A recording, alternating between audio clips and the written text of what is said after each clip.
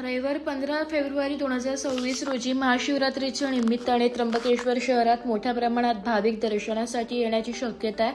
या पार्श्वभूमीवर भाविकांच्या सुरक्षेच्या दृष्टीने पोलीस विभागाने आवश्यक उपाययोजना कराव्यात अशा सूचना जिल्हाधिकारी आयुष प्रसाद यांनी दिल्या। जिल्हाधिकारी कार्यालयातील मध्यवर्ती सभागृहात महाशिवरात्री व जिल्हा आपत्ती व्यवस्थापन कुंभमेळा साहित्य मागणी प्रस्तावाबाबत आयोजित बैठकीत ते बोलत होते।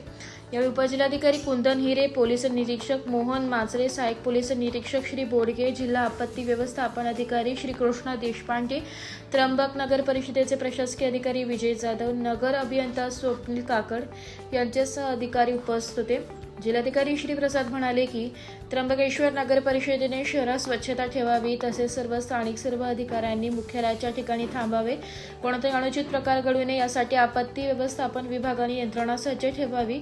रथ मिरवणूक मार्गात गतीचे योग्य प्रकारे नियोजन करण्याबाबत त्यांनी सूचना केल्या।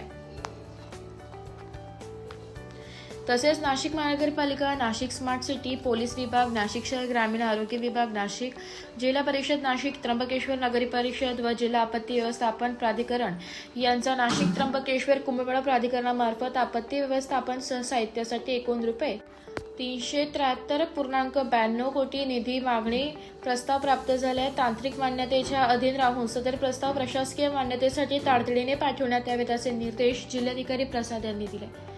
ब्युरो रिपोर्ट, नाशिक लोकशाही न्यूज, नाशिक।